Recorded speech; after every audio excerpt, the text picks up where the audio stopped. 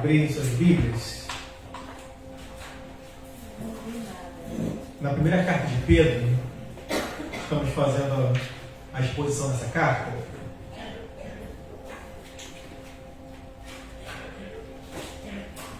E estamos já no capítulo 2. E vamos ler do verso 18 ao 25.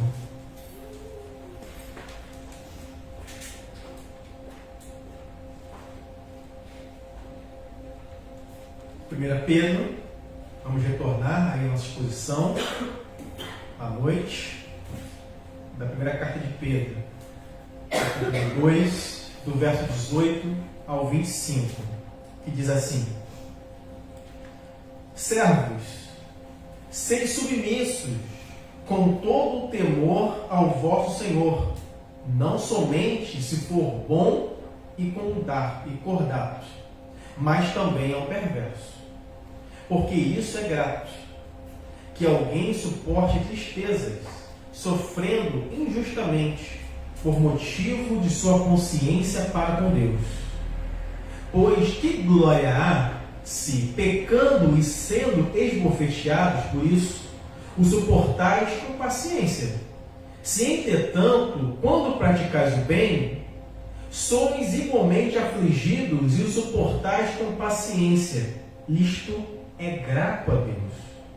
Porquanto, para isto mesmo fostes chamados, pois que também Cristo sofreu em vosso lugar, deixando-vos exemplo para seguirdes os seus passos, o qual não cometeu pecado, nem dolo algum se achou em sua boca, pois ele, sendo ultrajado, não revidava com ultraje. Quando maltratado, não fazia ameaças, mas entregava-se àquele que julga retamente, carregando ele mesmo em seu corpo sobre o madeiro os vossos pecados, para que nós, mortos para os pecados, vivamos para a justiça. Por suas chagas fostes sarados, porque estáveis desgarrados como ovelhas. Agora, porém, vos convertestes ao pastor e bispo da vossa alma. Amém? Vamos orar.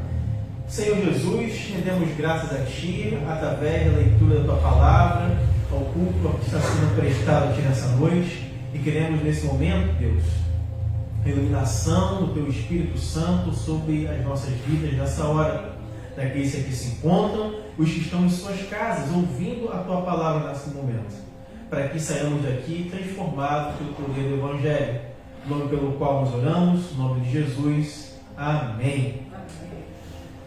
O tema da noite, baseado nesse texto, é como integrar fé e trabalho.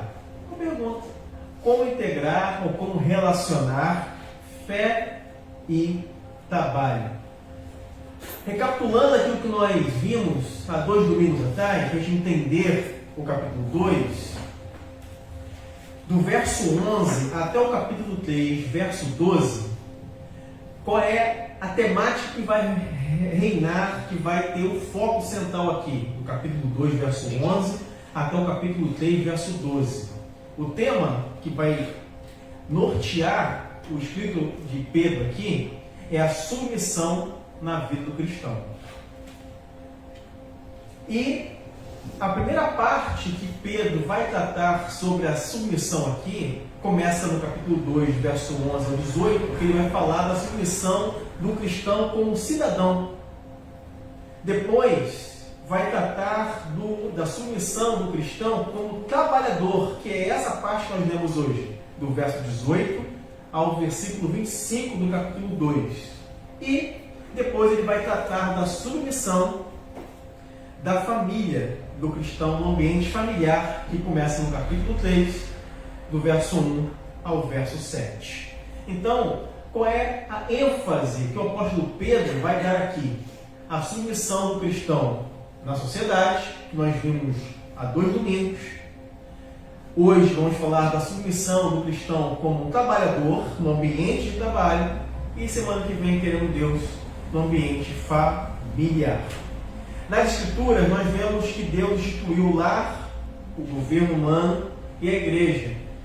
E vai mostrar para a gente sobre essa importância da submissão nessas 3 áreas da vida do crente, que era algo que o apóstolo Pedro escreve e orienta os cristãos como devemos viver e nos submeter a essas 3 áreas.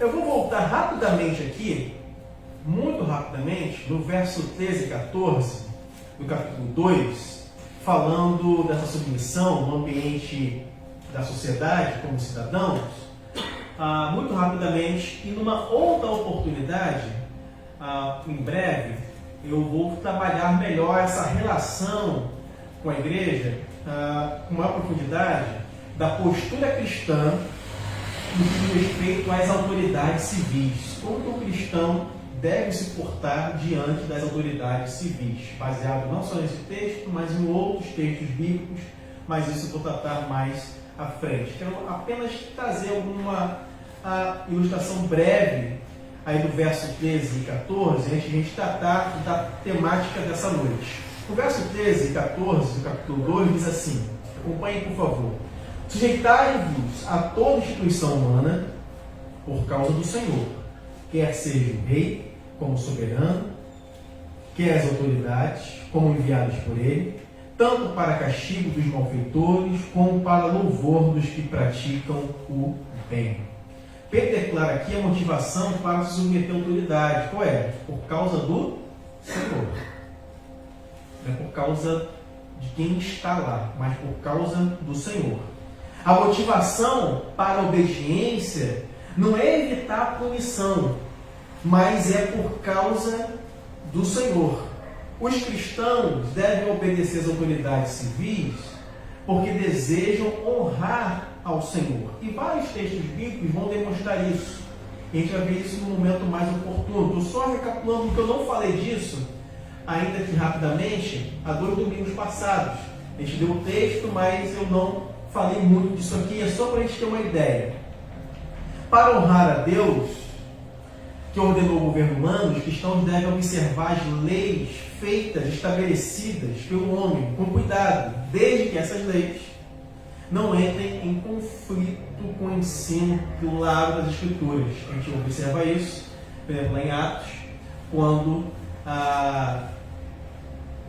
o contexto ali, eles, tanto Pedro quanto João, dizem que importa obedecer a Deus do que aos homens. O contexto ali era necessário que eles se portassem daquela forma. Não é nenhum convite à insubmissão às autoridades constituídas. A questão é que a lei que era estabelecida naquele contexto ali era contrária ao princípio maior, que é de obediência a Deus. E ali eles entenderam perfeitamente, não, assim como Daniel, lembra? A ordem era uma lei estabelecida pelo reinado, só que eles entendendo que a obediência, curvar-se a imagens, era contrária à sua fé, à sua convicção. E isso está presente para nós ainda hoje. Okay? E aí a importância da desobediência nesse sentido. Okay? Mas vou tratar disso com mais detalhes no outro momento. Então a relação do cristão com as autoridades não deve ser de rebeldia, mas de obediência. Tá? É só para a gente introduzir esse assunto, porque aquilo que o apóstolo Pedro vai tratar da relação do cristão sobre submissão ao trabalho é muito significativo para nós. Por quê? Nos textos aqui lidos, versos lidos, o apóstolo Pedro se aproxima de um exemplo particular de submissão que era comum na época quando ele escreveu essa carta. Qual, pastor? A escravidão. O Império Romano tinha escravos, milhares deles. E muitos cristãos que também eram escravos antes de se converterem, mas permaneceram ainda na condição de escravo. Um exemplo clássico disso, no próprio texto bíblico, Onésimo. Era um crente, mas era um escravo. E isso é um tipo de texto bíblico. Pedro está escrevendo a servos e a escravos, os quais formavam uma triste parte dentro da igreja. Esse contexto que o apóstolo Pedro escreve. Boa parte dos cristãos eram pessoas humildes, simples, era um escravo. Por isso, frequentemente se dava o caso de que um escravo fosse o responsável da congregação. Não era incomum isso acontecer. O que significava isso? Alguém que era um cristão, que havia abraçado a fé cristã, se convertido ao cristianismo, não era incomum que esse agora, no contexto da igreja, fosse um dirigente de culto, fosse o pregador do evangelho da igreja. Mas ele era escravo do seu senhor. E como era essa relação dentro do contexto da igreja? E é exatamente essa relação do trabalho e do escravo que o apóstolo Pedro orientou ali e que serve de modelo, de exemplo para a nossa relação como cristãos no ambiente de trabalho ainda hoje. Vamos avançar aqui. E somente o Evangelho, aqui voltando a esse contexto, pode proporcionar isso. O quê, pastor? Uma pessoa no ambiente da igreja, ou ambiente de trabalho, por exemplo, que não é tão pomposo assim, trabalho que julgamos ser mais simples, ele não é daquilo que nós consideramos um trabalho ou uma profissão que a gente fica assim, meu Deus, ele é um médico, ele é um advogado, ele é um juiz, é um desembargador, mas no ambiente da igreja, aquele irmão, aquela irmã é o pastor, é a pastora, é o diácono, é a diaconisa, é o líder do ministério, que tem autoridade sobre espiritual sobre os demais. Olha que coisa interessante. Só o Evangelho pode fazer isso, irmãos.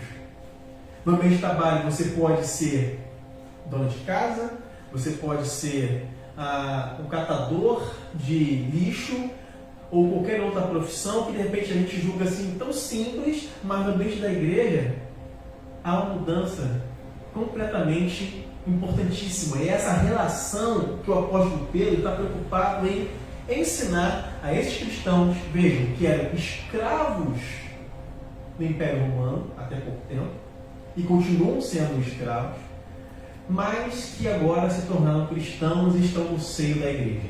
Como é essa relação? Avançando aqui. Pedro exorta os seus leitores sobre o fato de que o cristianismo não dá direito ao cristão de rebelar-se contra os seus superiores. Contratados injustamente por superiores na estrutura social, devemos suportar em submissão e confiar em Deus, o justo juiz. Olhar o trabalho pela visão moderna de hoje, das lutas de classe ou das implicações sociais, tem predominado a mentalidade das pessoas, inclusive de muitos cristãos. Essa visão, de acordo com a perspectiva bíblica, ela é resultado da queda. Resultado da queda. Uma sociedade caída pelo pecado. Entretanto, cristãos regenerados, lavados no sangue do Cordeiro, devem olhar para o trabalho não como uma maldição, não como um peso, mas como uma dádiva, um presente dado por Deus para a sua própria glória. A visão do cristão em relação ao trabalho não deve ser negativa, como um reflexo do pecado, uma maldição. Por quê? O trabalho, na perspectiva humana, secular, é visto como nada a ver com algo espiritual, muitas vezes. Não está ligado à espiritualidade. E muitos cristãos pensam assim: não, trabalho é maldição. Acordar amanhã é segunda-feira. Segunda-feira, né? Acordar cedo, pegar trem lotado, metrô, ônibus que quebra no meio do caminho, ganhar mal, ouvir o patrão responsável lá pelo setor que eu trabalho falando o tempo todo um monte de besteira e nem sabe o que está fazendo, e ele é meu chefe. Já passou por isso? Ele é seu chefe, ele não sabe o que está fazendo ali, mas ele é teu chefe. Ele está te dando ordem, né? Você, meu Deus, eu sei mais do que ele, e mais aqui, ele é meu chefe. E como você lida com isso no meio de trabalho? É sobre isso que a gente vai falar um pouquinho nessa noite. O trabalho, irmãos, está completamente conectado com a espiritualidade, com a fé. Por quê? O trabalho, ele expõe o nosso caráter, ele apresenta as nossas motivações, as nossas habilidades, traços da nossa personalidade aparecem no trabalho. A nossa crença, a crença das pessoas aparece no ambiente de trabalho. Aquilo que elas acreditam aparece. A ética dessas pessoas aparece no ambiente de trabalho. Os valores dessa pessoa aparecem no ambiente de trabalho. Então o trabalho precisa ser visto também como algo espiritual, principalmente para nós como cristãos. Nos damos a conhecer pela forma como realizamos o nosso trabalho. Já pode pensar nisso? Você pede para alguém fazer um trabalho na sua casa, e aquele trabalho é mal feito, isso demonstra muitas vezes o estado de espírito daquela pessoa. Como ela pode estar naquele dia, não significa necessariamente que ela trabalhe sempre assim, pode ser que naquele dia seja muito mal, como acontece com a gente. Você faz um trabalho muito bem feito no ambiente de trabalho, mas de repente naquele dia você não está legal. Aí você faz um trabalho mal feito. Aquilo que você está acostumado a fazer, sabe? Você chega ali, você não está bem, está desligado, está triste, está aborrecido, e você acaba não realizando, entregando bem o trabalho que você deveria realizar, a atividade que você deveria realizar. Avançando. Quando nós não ensinamos e não damos a devida atenção sobre esse assunto da relação do trabalho, muitos cristãos acabam tendo duas visões prejudiciais. A primeira é ver o trabalho somente como uma forma de pagar as contas e a comida. Quantos cristãos que muitos pensam assim? Ou seja, ele pensa a atividade profissional dele ou dela somente como uma forma de sobreviver. Ele vai para o trabalho, não tem que ganhar dinheiro, tem que fazer comida, tem que pagar as contas. Essa é uma perspectiva de enxergar o trabalho. E muitos cristãos vivem o seu trabalho assim, e o que acontece? Ficam sempre insatisfeitos. Por quê? O trabalho que ele realiza não tem prazer de fazer. Ele faz quase como uma obrigação. Eu tenho que acordar cedo da manhã, eu tenho que fazer comida, eu tenho que pagar as contas, então eu tenho que trabalhar. Se eu pudesse ficar em casa fazendo nada. Quem já ouviu isso? Se eu pudesse ficar em casa fazendo nada. Mas veja, é uma visão errada do trabalho. E a segunda visão são aqueles que pensam que o trabalho lá no Éden não tinha nada para fazer. Pensam que no jardim, já que é um paraíso, então ficava tocando arco o tempo todo. Você só tinha isso. Não foi um texto bíblico, mas enfim. Eu acho que lá no Éden o pessoal ficava lá brincando com os anjos, correndo no campo, sabe? E passeando o tempo todo, fazendo nada. Não, irmãos, Deus deu uma ordem para o homem e para a mulher no jardim. O quê? Cultivar. Cultivar tem que fazer o quê? Tem que trabalhar, irmão. Tem que cavar, tem que lavrar a terra. Deus deu ordem para o homem para que ele desse nome aos animais. Isso é o quê? Trabalho. Imagina, irmão. Pensando no nome do animal, ornitorrinco. Imagina dar nomes, dar trabalho, organizar, trabalhar sobre aquilo tudo ali que Deus fez. Deus deu trabalho para o homem, ele não ficava à toa lá no Éden, nada disso. Mas cristãos pensam que era dessa forma, e essa maneira de pensar o trabalho pode produzir a falta de vontade em exercer sua função, e a motivação passa a ser unicamente salário e dinheiro. Hoje, não é comum, você conversa com jovens adolescentes, com a juventude, você quer trabalhar para quê? Para ficar rico. Não é? Pegar dinheiro. Por que eu quero trabalhar? Eu quero trabalhar para ficar rico, pastor. Qual o motivo de trabalhar? Essa é uma visão equivocada do trabalho. Sinto dizer isso. Você pensa assim, não é uma boa visão. A visão bíblica do trabalho não é essa, não é você ficar rico, não é você ganhar dinheiro, nadar no dinheiro como tio Patinhas, tá? Muito dinheiro, ficar milionário, e muito menos pensar o trabalho apenas como uma maneira de você pagar as contas, uma forma de sobreviver. Não é. Ou pensar no trabalho também, que é tão nociva quanto essa aqui apresentada, pensar no trabalho como uma obsessão. Conhece pessoas que veem o trabalho como uma obsessão? Eu preciso trabalhar. Eu preciso trabalhar. Desesperado, trabalha. Coloca o trabalho acima de tudo. Deixando que o trabalho dite o ritmo da vida dele ou dela. A obsessão pelo trabalho nos leva à abstenção do descanso, que também é divino descansar. Deus também descansou, irmão. Então você também precisa descansar. Se você pensa no trabalho, não, Zóio, eu tenho que trabalhar até morrer, não preciso descansar. Está pecando. Está errado. Precisa descansar. Falta de tempo para a família é um dos males, devido a essa obsessão do trabalho. Você não tem tempo para ficar com seu filho, não tem tempo para ficar com a sua esposa, não tem tempo para ficar com seu marido, não tem tempo para a igreja, não tem tempo para se relacionar com ninguém, não tem tempo para passear, não tem tempo para orar, não tem tempo para ler a Bíblia, não tem tempo para servir a Deus, não tem tempo para vir à igreja, porque você só trabalha, é uma obsessão contínua. E isso traz muitos problemas emocionais, físicos e espirituais da vida do crente. Nossa visão em relação ao trabalho precisa ser como, pastor? Equilibrada. Tem que trabalhar, porque é bíblico. Você precisa sustentar e trazer o alimento para a sua família, mas pensar também no trabalho para a glória de Deus, irmãos. O trabalho que eu e você realizamos precisa exaltar e glorificar a Deus. Não é incomum encontrarmos pessoas, sejam elas filhas de Deus ou não, cristãs ou não, que coloquem ou que colocam a sua profissão como um Deus. Se cansam, se matam de trabalhar.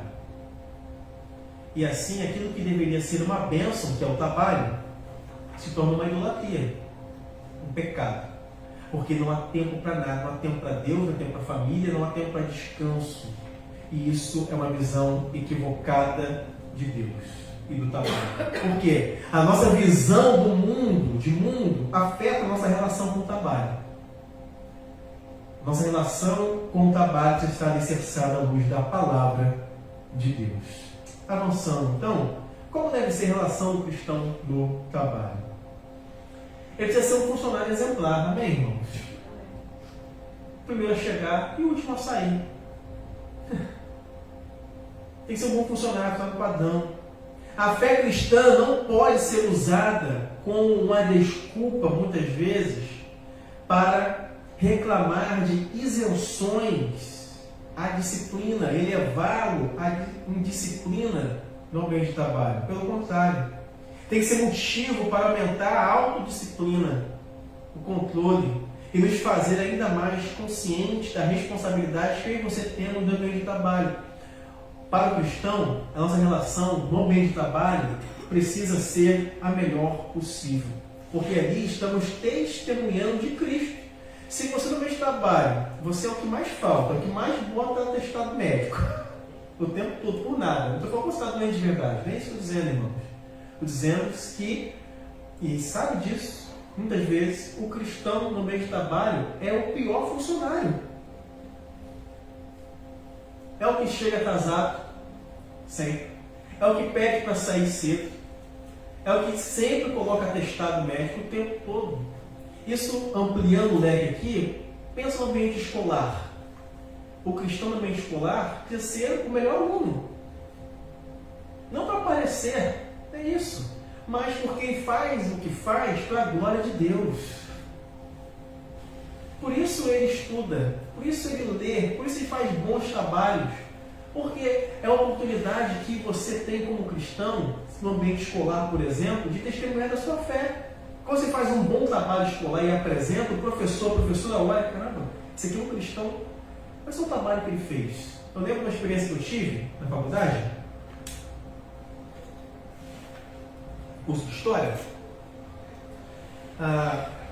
onde fui fazer trabalhos temáticos da universidade e tinha que fazer um trabalho que tinha relação entre espiritualidade, religião e alguma outra coisa e ciência. Esse foi o trabalho temático que tinha que fazer. É um trabalho em grupo e cada parte do grupo, cada um era responsável para apresentar uma parte desse trabalho em conjunto. E aí foi me dada a palavra para poder falar dessa relação sobre fé e ciência. E no grupo, o único cristão era eu. O único. Aí estava a professora, que ia fazer a avaliação, assim como os demais colegas que estavam ali também para avaliar a apresentação do trabalho. Eu fiz um esboço, né? E comecei a falar sobre essa relação de fé e ciência. E fui apresentando ali diversos cristãos que contribuíram para a ciência ao longo da história desse trabalho. E as pessoas ficaram me ouvindo, inclusive a própria professora, que estava ali em sala, e tive a oportunidade ali de mostrar, pela graça do nosso bom Deus, que cristãos pensam. E cristãos são inteligentes. Porque a visão na academia, nas universidades, é que os cristãos são ignorantes, irmãos. Os cristãos não estudam e cristãos são enganados pelos pastores das igrejas, são manipulados, são massa de manobra, tá? São pessoas que não estudam nada. As pessoas têm uma visão muito equivocada por N motivos, alguns até corretos, mas há muito preconceito desses que estão na academia porque nunca vieram no culto, muitos deles. Nunca sentaram para conversar com os cristãos. Lembra que está falando lá na nossa aula? O diálogo. Não dialogam com a gente também não. Muitos deles. E aí tive a oportunidade de falar, apresentar, resumindo. A pessoa gostou muito do trabalho. Os alunos que estavam ali presentes gostaram muito da apresentação. Cara, eu não sabia que fulano era crente, que era cientista. Nunca ouvi falar. É a oportunidade daquilo que a gente faz no ambiente de trabalho, com a nossa vocação, fazer da melhor forma possível. O cristão precisa testemunhar também da sua fé no ambiente de trabalho. Avançando aqui um pouco mais. Pedro estava interessado em que os escravos cristãos demonstrassem ao mundo que seu cristianismo não os convertia em ressentidos rebeldes, porque eles eram escravos, haviam se convertido à fé cristã, mas ainda no ambiente onde eles viviam, tinham os seus senhores, que eles deveriam o quê? Obedecer. Deveriam obedecer. Que eles eram trabalhadores, que não tinham necessidade de envergonhar-se, pois tinham encontrado uma inspiração nova para fazer honestamente seu trabalho cotidiano. Existem situações no meio de trabalho, irmãos, que às vezes não podem ser mudadas do dia para a noite, já não é? Você chega numa empresa, no meio de trabalho, que tem coisas ali que ocorrem que há 20, 10, 30, 40 anos. Que não vai ser eu e você que vai mudar da noite para o dia. Mas nossa ética e valores vão ser inabaláveis. Eu estou dizendo que você vai inventar de fazer coisas erradas, contrárias à sua fé. Mas saber lidar com o seu chefe, com o seu patrão, ainda que ele seja injusto, como cristão é necessário. Nós não fomos chamados à rebeldia, a quebrar tudo na empresa. Há um equívoco muito grande no meio cristão disso. O apóstolo Pedro aqui, ele orienta, ensina esses cristãos que eram escravos a obedecerem os seus senhores. O apóstolo Paulo vai na mesma linha. Na carta a Filemon é uma relação de senhor com escravo. Que significa o quê? Que o apóstolo Paulo e o apóstolo Pedro eram favoráveis à escravidão, estavam do lado da escravidão? Não, irmãos. Naquele momento eles não faziam absolutamente nada. Mas veja, ao longo dos séculos, a fé cristã, o cristianismo, pôde proporcionar mudanças significativas na história, nessa estrutura injusta de escravidão, por causa da fé em Jesus Cristo. Isso com o passar do tempo. A relação, então, do cristão no meio de trabalho precisa ser harmoniosa, ainda que o seu patrão seja injusto com você. Porque quem julga as nossas causas, quem é? Deus, é o Senhor. Se você está sendo injustiçado no meio de trabalho, muitas vezes somos mesmo porque lidamos com patrões terríveis. Mas não é só a relação do patrão que é terrível, porque existe funcionário terrível também, irmão. Existem patrões, são cristãos, são honestos, sinceros, mas que lidam com funcionários cristãos que são terríveis no meio de trabalho. Então, essa dicotomia, essa separação de que o patrão é sempre ruim e o funcionário é sempre bonzinho, só em filme, em desenho animado, irmãos. Na vida real não é sempre assim. Não é sempre assim.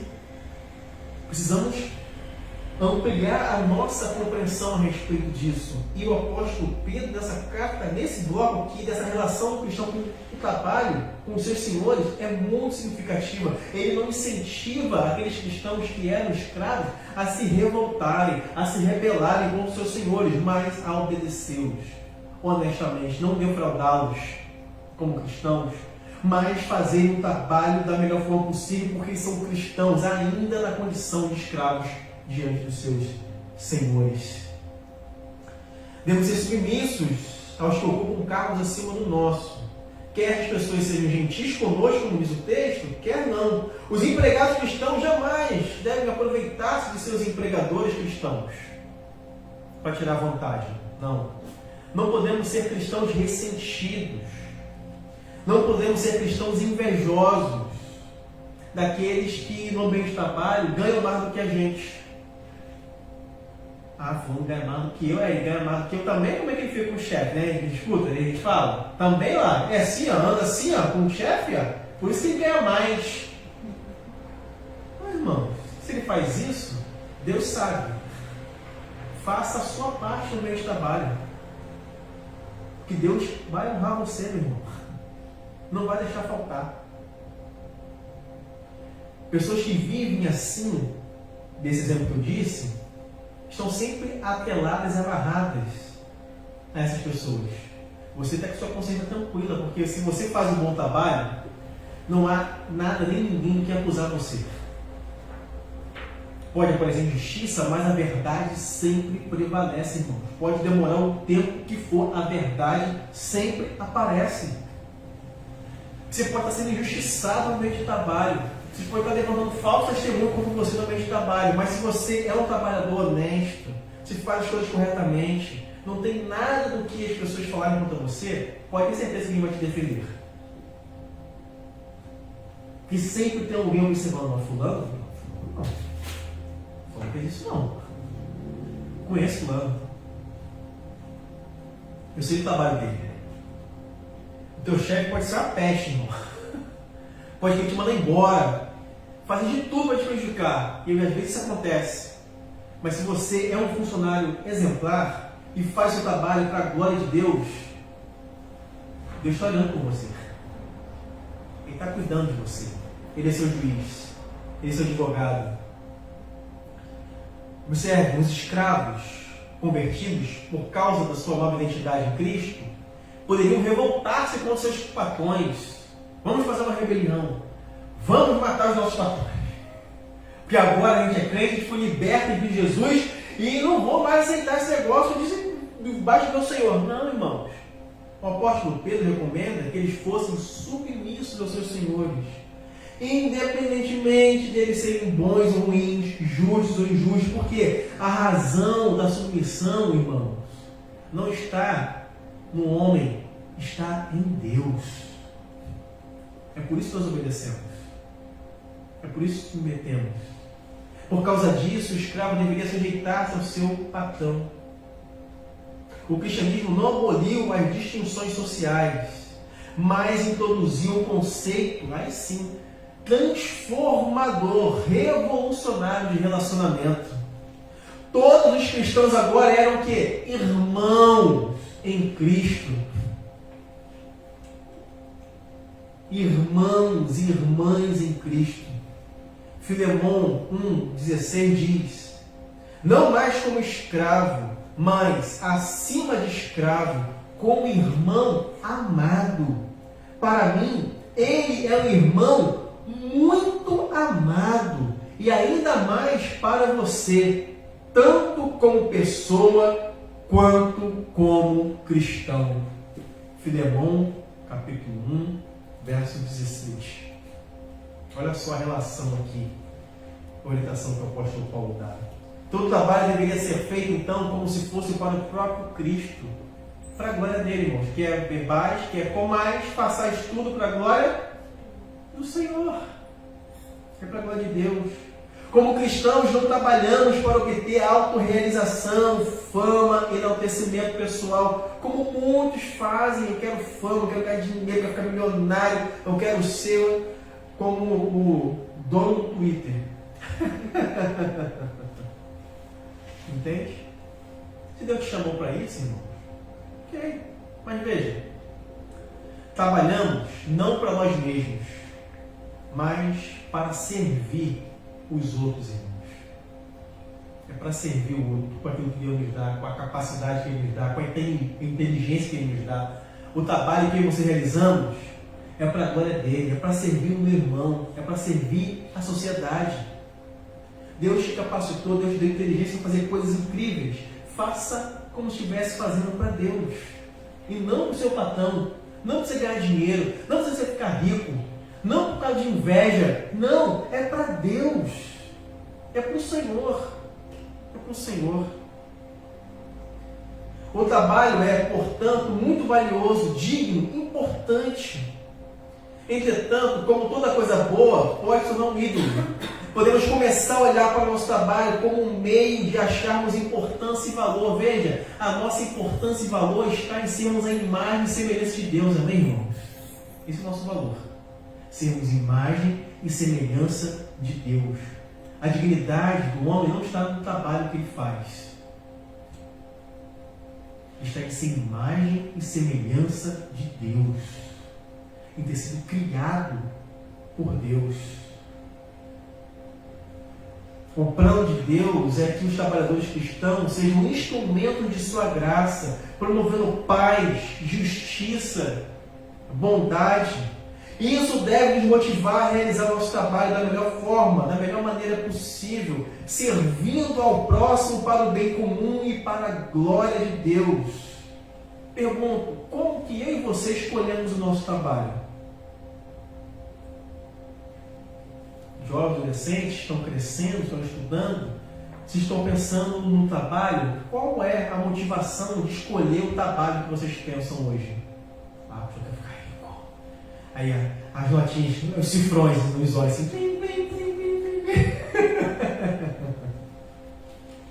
Eu quero ficar rico de qualquer jeito. Peça um trabalho para a glória de Deus. Peça um trabalho para exaltar e servir o próximo. Abençoar a vida das pessoas. Se Deus te der condições de você ser rico, ser rica e falar assim, eu estou rica. É você abençoar aquele que não tem. Essa é a motivação do crente. Quando ele tem condições, Deus proporciona isso, você vai abençoar quem não tem, irmão. Dê para você guardar, para você reter para você. Vou ficar aqui, eu vou ficar rico, eu não vou abençoar ninguém. Crente não pode ser mão de vaca, irmão. Não pode. Se Deus te abençoou e te deu condições, é para você abençoar outras pessoas. Ser bênção, ser instrumento de Deus na vida do outro. Se Deus te deu condições de ter uma empresa, abençoe quem estão desempregados. Se Deus te deu condições de ter uma escola, ser professor e professora, seja um professor ou professora, sabe? O melhor que Deus te capacitar para ser. Dê a melhor aula. Se prepare com alegria. Se Deus te chamou para ser um médico, um juiz, um advogado, uma dona de casa, faça a melhor limpeza da casa para a glória de Deus. Não faça porque meu marido pediu, porque senão meu filho vai não sei o que. Não, faça para a glória de Deus.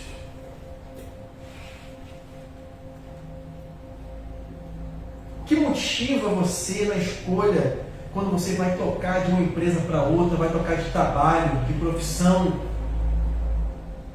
Só ganhar dinheiro?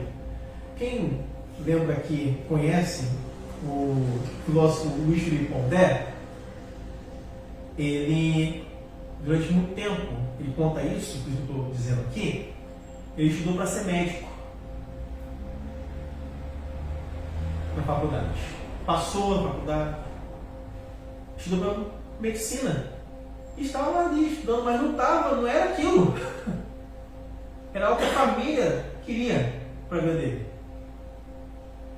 Mas não era aquilo. Ele muda.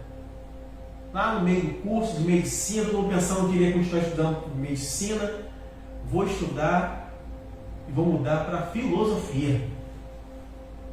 Vai ser pobre, né, irmão? Vai passar fome. Vai passar fome. Ninguém entendeu nada. Tá louco. Rapaz, já tinha tudo pronto, tinha carreira, tudo, família, tudo já encaminhado, bonitinho para você, para medicina. Você quer ser filósofo. Endoidou. Ele assim fez. Quem não conhece, ele tem diversos livros escritos hoje. Dá aula de filosofia, ciência da religião, uma das universidades mais prestigiadas da América Latina. Dá palestras do Brasil inteiro. E é realizado por aquilo que ele faz. Ele é filósofo. Ele conta, faz várias piadas a respeito disso. Brincadeiras, né? Qual é a sua profissão? Eu sou filósofo. Então você não trabalha, né? Fica só pensando. Fica só pensando. Pensa dá trabalho, irmão. Dá trabalho. E é um trabalho. Mas veja, realizado.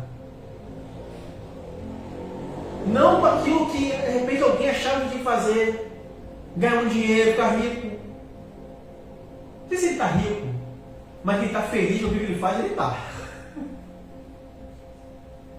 Com a profissão que ele realiza, muito feliz. Mudou.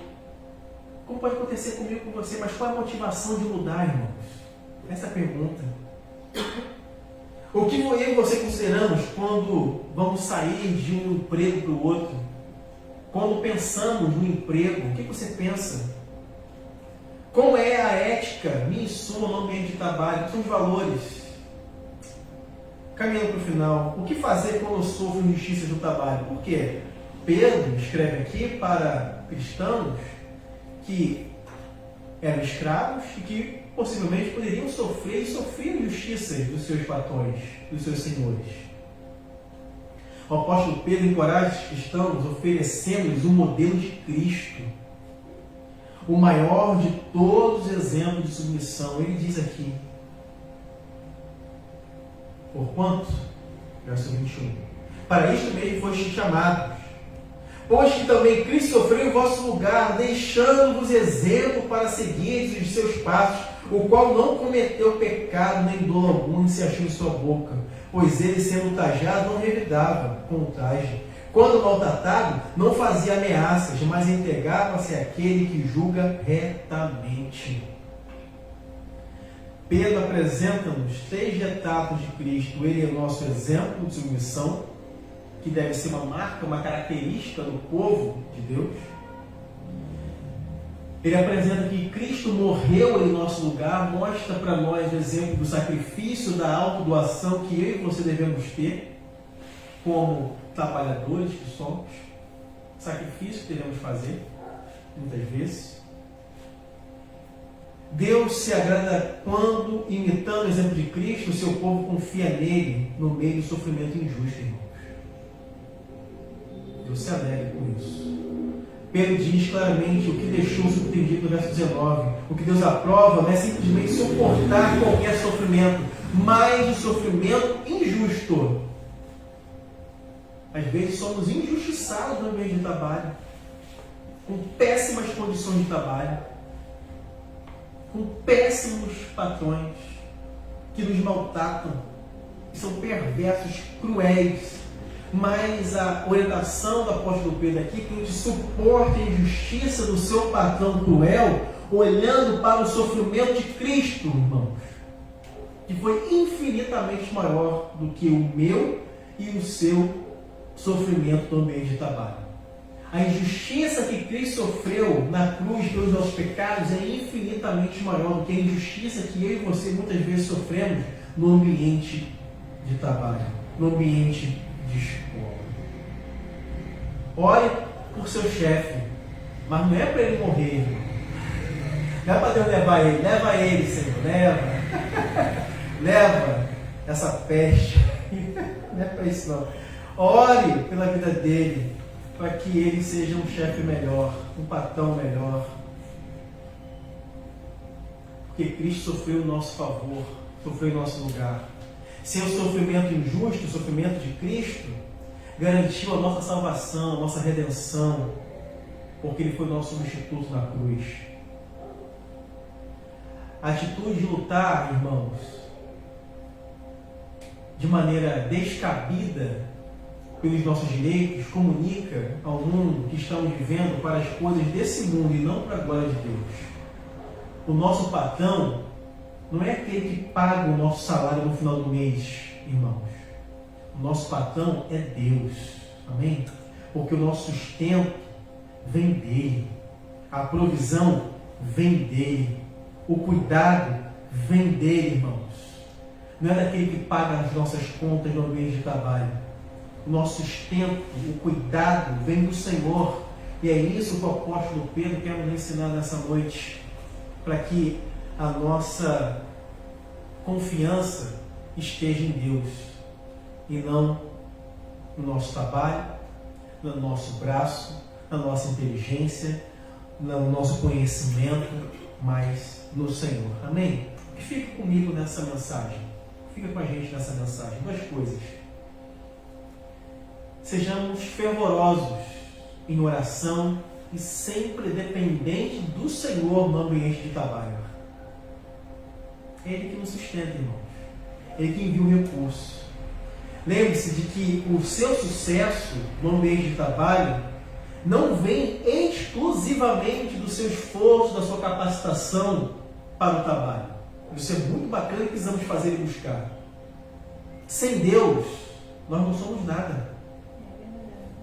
Sem o Senhor, a nossa vida profissional não faz o menor sentido, a despeito das nossas habilidades e talentos.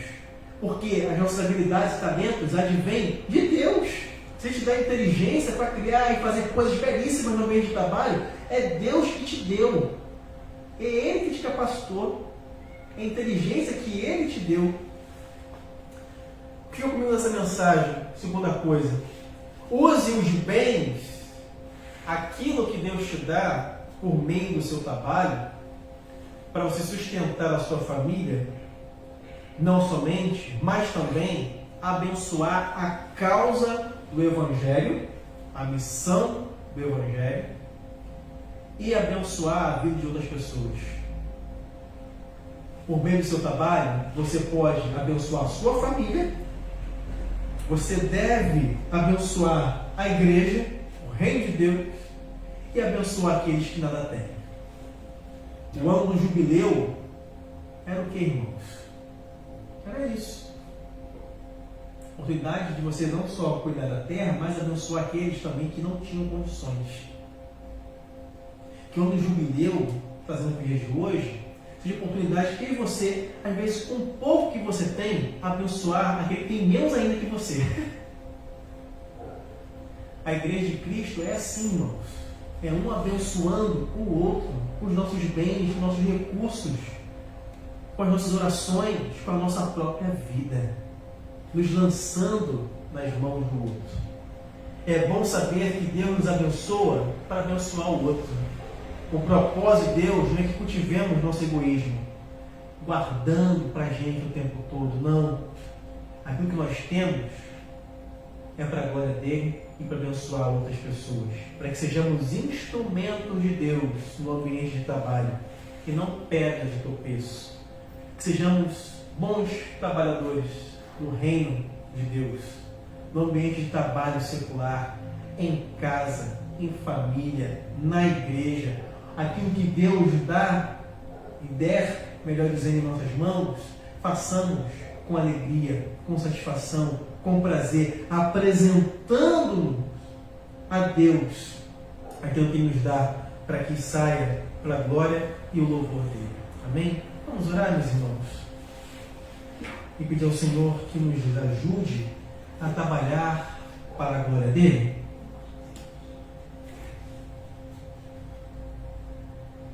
Senhor Jesus, graças te damos nessa noite, pedimos, ó Pai, que o Senhor nos ajude a compreender o propósito do trabalho e como podemos relacionar a nossa fé com o trabalho.